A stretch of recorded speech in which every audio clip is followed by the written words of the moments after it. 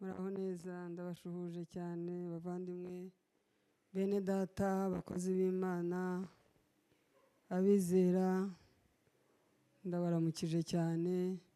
Ni Pastor Muziranenge Patricia, ubakunda cyane, ndabakunda, numva nshaka kubabwira ukuri neza, ukuri kw'ijambo ry'Imana.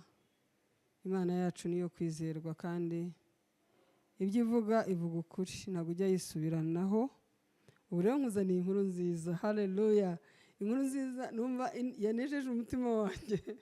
Nanezerewe, bituma numva ngiriwe ubuntu, nkabona aho mpagarara nkabivuga. Imana irahampaye rero, nyihaye icyubahiro, irahampaye. Ngiye kuvuga ineza y'Imana n'umugambi mwiza Imana igufitiye. Tugiye kuganira ku ijambo ry'Imana. Umutwe w'amagambo nawise ngo Imana igiye gukuriraho abarengera. Abarengera bararengera, hari abarengera bakarengera n'ibitabareba, bakarengera bararengereye, barakuvuga, barakuvuga mu kazi kawe, barakuvuga mu buzima bwawe, barakuvuga mu bukene bwawe, yewe binjira n'ubuzima no mu buzima bwawe bwa private. Ariko Imana yavuganye nanjye ko abo ngabo igiye kubacecekesha, igiye kubacecekesha nk'uko yacecekesheje Abamowabu ku Bisirayeli.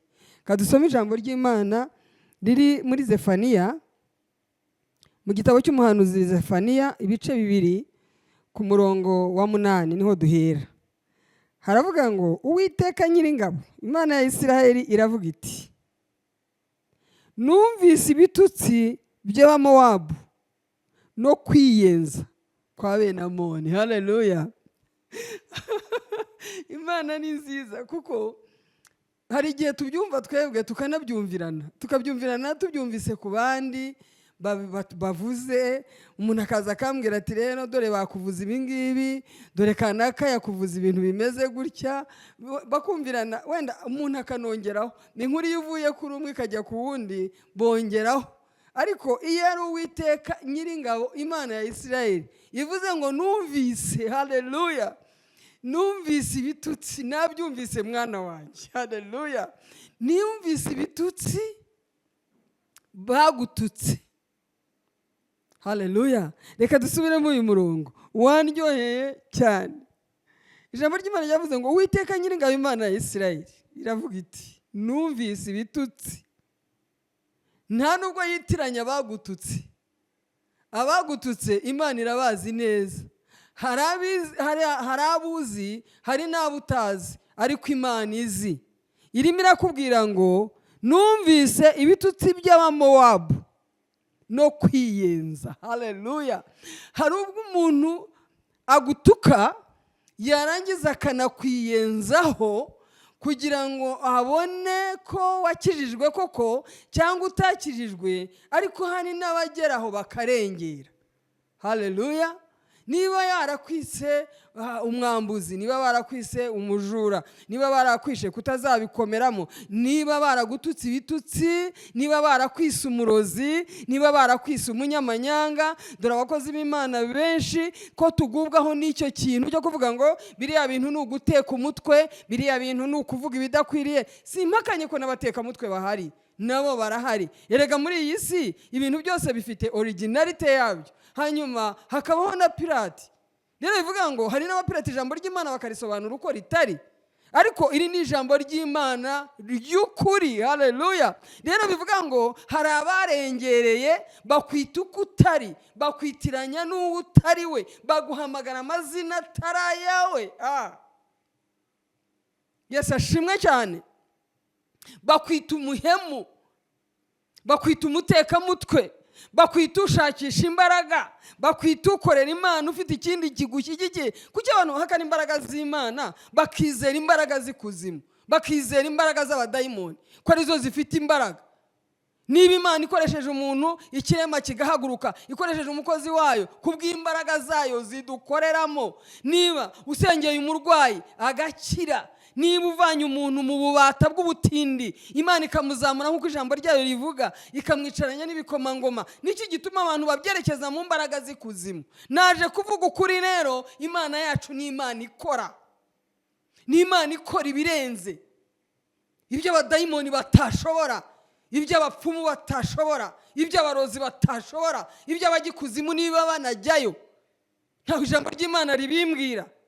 Ariko niba banajyayo ntibajyeyo, ariko nibareke kukurengera, nibareke kurengera abakozi b'Imana, nibareke kurengera abakorera Imana. Dore ijambo ry'Imana uko rivuga muri Malaki, riravuga ngo abantu b'Uwiteka baricara bakaganira maze Uwiteka agatega amatwi.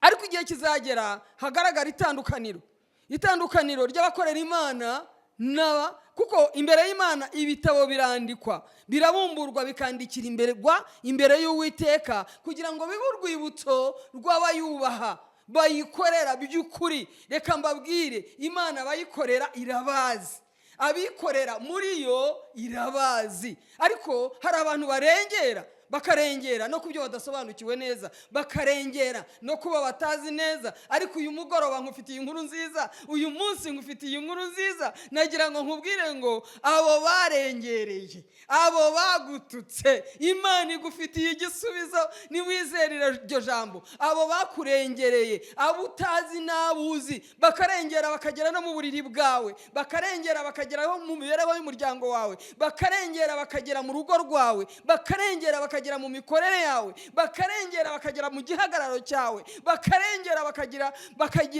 bakagera aho uvuka, bakarengera. Nyamuneka abantu bararengera, ariko Imana ifite ikibavugaho ku bwawe. Oh, haleluya!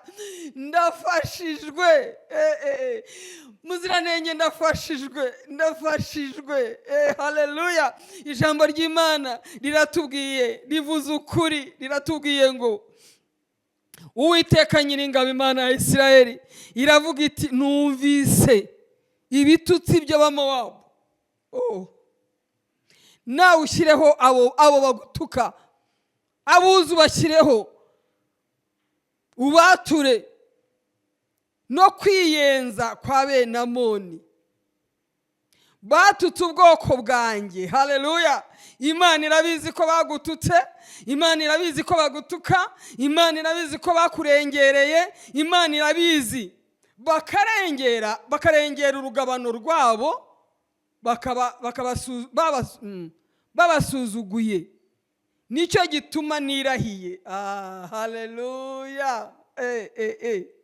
Imana igize itya ngo nicyo gituma nirahiye. Imana irirahiye. Tega amatwi neza ikigiye gukora. Nicyo gituma nirahiye. Ni ukuri Mowabu hazamera nk'isodomu na bene Amoni nk'igomora, ahantu huzuye ibisura n'ibigugu by'inyungu, habe ikidaturwa iteka ryose. Hazasahurwa n'abasigaye bo mu bantu banjye, kandi bazatwarwa n'abarokotse bo mu bwoko bwanjye. Haleluya! Uwiteka Nyiringabo aravuga ngo ndirahiye. Imana ntikiranirwa ngo yibagirwe icyo yagusezeranyije. Imana niyo kwizerwa. Ibitutsi bagutuka irabizi, ntukabasubize. Imana ni guhora n'ukwayo, niko ijambo ry'Imana rivuga. Riravuga ngo guhora n'uko Uwiteka, ni guhora n'ukwe. Ibitutsi bagututse, ibitutsi bagutuka, na Yesu baramututse, na Yesu baramushenjaguye, na Yesu bamuvuze nabi, na Yesu ariko ntago yigeze abatuka. Ndetse natwe Bibiliya iravuga ngo twamurebaga nk'uwacumiswe n'Imana, agahetamishwa n'imibabaro, nyamara igihano kiduhesha amahoro cyari kuri we. Bivuga ngo uri itara ryo mu muryango wawe. Niba warakiriye umwami Yesu ukamumenya, niba ukorera Imana, uri itara ry'isi, uri itara ryo mu muryango wawe.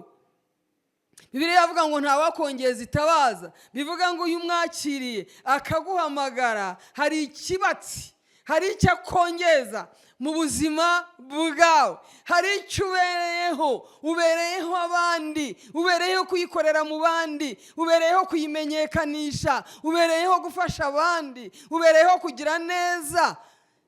Hari impamvu uriho, hari impamvu Imana yagushyizeho kandi igufiteho umugambi. Buriya nkunda uriya mwanditsi, uriya muhanuzi Yesaya, ibice 50 ku murongo wa 7 yaravuze ngo kuko umwami Imana izantabara. Umva, niba gutuka ujye uvuga ngo mfite umurengezi, umwami Imana izantabara. Ubundi twagakozwe n'isoni, ubundi twakamwaye, ubundi twakihebye, ubundi twakabivuyemo ushingiye ibyo tunyuzwamo n'abantu, ariko Imana irirahiye. Haleluya! Ibitutsi bagututse, agasuzuguro bagusuzuguye, ariko Imana ibereyeho kugutabara ndetse bakanarengera. Haleluya! Imana niko yabwiye Abisirayeli. Abamoni basuzuguye Abisirayeli, Abamoni basuzugura Abisirayeli babima inzira. Imana yabakinguriye umuryango. Bibiliya ivuga ngo iyo yakinguye ntawe ukinga. Barumvise amakuru y'Imana yabo, ibyo yakoze mu rugendo rwabo, uko yabakuye mu maboko y'Abanyegiputa, Imana ikabazana igakora ibikomeye, igacamo inyanja mo kabiri. Umva, hari n'ababonye ibitangaza Imana yakoze mu buzima bwawe n'iby'Imana yagukoresheje, ahubwo babikura ku Mana yawe babyerekeza ku bigirwamana n'imbaraga z'ikuzimu, babyerekeza ku bapfumu, babyerekeza ko hari aho wagiye. Ariko humura, iyaguhamagaye niyo kwizerwa, keretse niba atari yo yaguhamagaye. Imana niba yaraguhamagaye, umva, uzajya uhora uririmba ngo kuko umwami Imana izantabara. Haleluya! Imana izantabara. Pawulo yandikiye Abaroma mu bice 5 aravuga ngo ahubwo twishimira no mu makuba yacu, kuko amakuba atera kwihangana, kwihangana kugatera ibyiringiro. Haleluya! Amakuba atera kwihangana, kwihangana bigatera ibyiringiro. Umva, amakuba atera kwihangana, amakuba y'ibyo bitutsi, amakuba y'ako karengane, amakuba y'uko kurengerwa, amakuba yo kwinjirwa n'imbago zawe, amakuba yo kwitwa uko utari, amakuba y'ibigeragezo bitandukanye. Ariko Pawulo aravuga ngo haleluya, ayobowe n'umwuka w'Imana, aravuga ngo bene ibyo byiringiro. Haleluya! Amakuba atera kwihangana, kwihangana kugatera ibyiringiro. Bene ibyo byiringiro, kwihangana kugatera kunesha.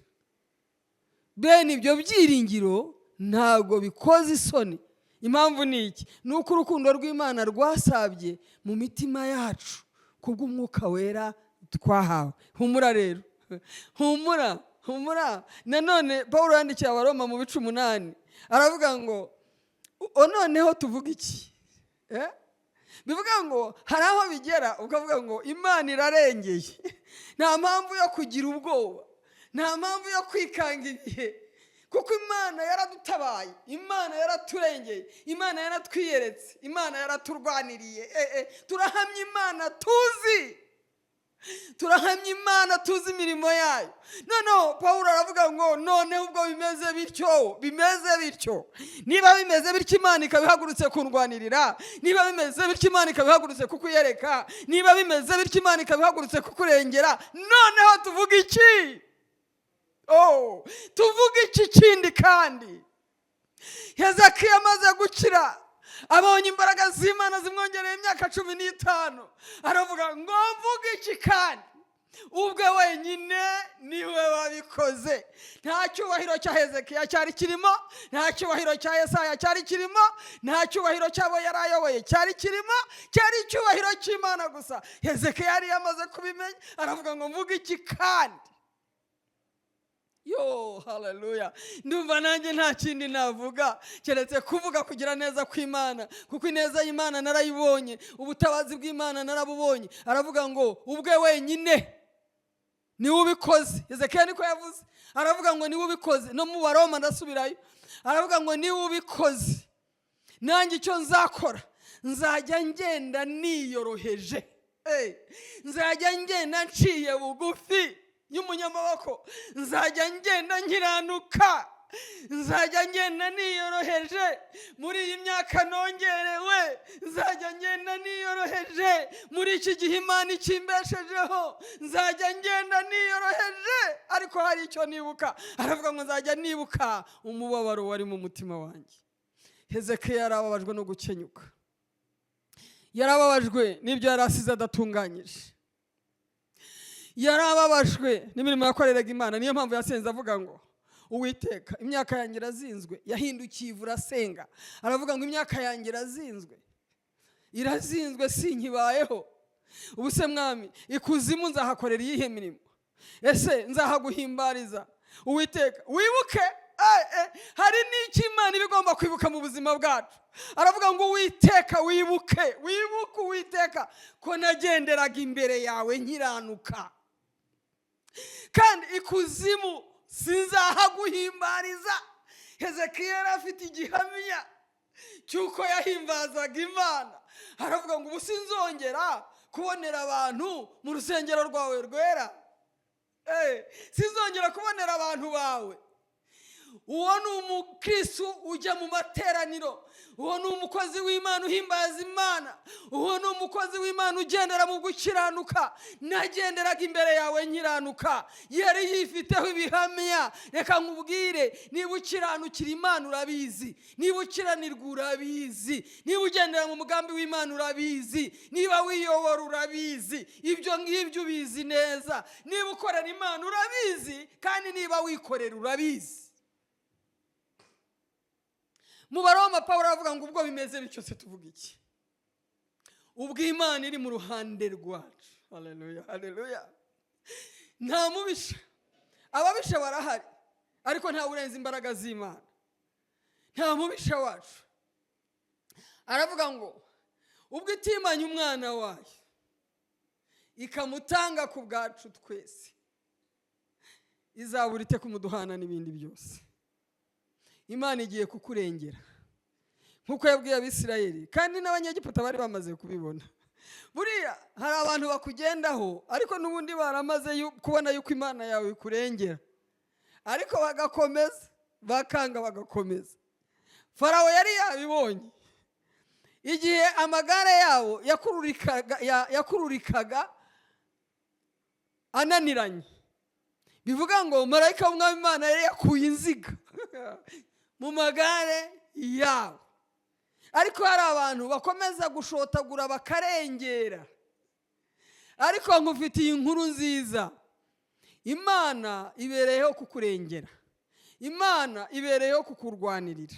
Imana ibereyeho kwerekanira imirimo yayo muri wowe ndetse n'imbere yawe. Yesu ashimwe cyane. Nibwo bazatandukanya bakamenya abakorera Imana n'abatayikorera. Bivuga ngo Abanyegiputa bakurikiye Abisirayeli, imirimo y'Imana bari barayibonye. Bivuga ngo abo ngabo barengera n'ubundi imirimo y'Imana bashobora kuba barayibonye niba warayerekanye. Bakanga bagakomeza bakarengera. Erega Satana ni umushikanyi. Nicyo gituma ibimuturukaho tuvuga ngo ni ibigeragezo. Ugerageza rero ntaba afite icyizere 100% yuko azabona intsinzi. Kandi nk'uko Imana ikoresha abantu, na Satani akoresha abantu. Ntabwo tuzongera kubona Satani umushukanyi uzaza mu nzoka, agaragara mu nzoka nko mu gihe cya basogokuruza bacu. Yesu ashimwe cyane. Adamu. Ntabwo ibyo bituzongera kubibona. Satani azira mu bantu, akageragereza mu bantu. Yesu ashimwe cyane. Bashobora kuba barabibonye ko Imana ikurengera. None ko bitabujije Farawo gukurikira Abisirayeli. Niki gituma uvuga uti ubu nkanjye navuye muri koma, bose babireba byahamijwe yuko ntashobora gukira, Imana irankiza. Bavuga bati natanapfa azaba ari debile. None ndi muzima ndavuga ubutumwa bwiza. Yesu ashimwe cyane. Uragira ngo sibyo ngibyo byababuza gukomeza kunkurikirana? Ntabwo bishoboka. Barakomeza nkuko Farawo yakomeje. Aravuga ati ubu bahabiye mu butayu. Ushobora kuba hari iyindi ntambara uri muri mu Rwanda nayo. Bakavuga bati na buriya birashoboka ko ari imbaraga z'ikuzimu zamukuye hariya, batazi ko ari imbaraga z'Imana. Ni ukuri nimureke tuganire. Imana ni nziza. Imana ijya yinjiza igitego.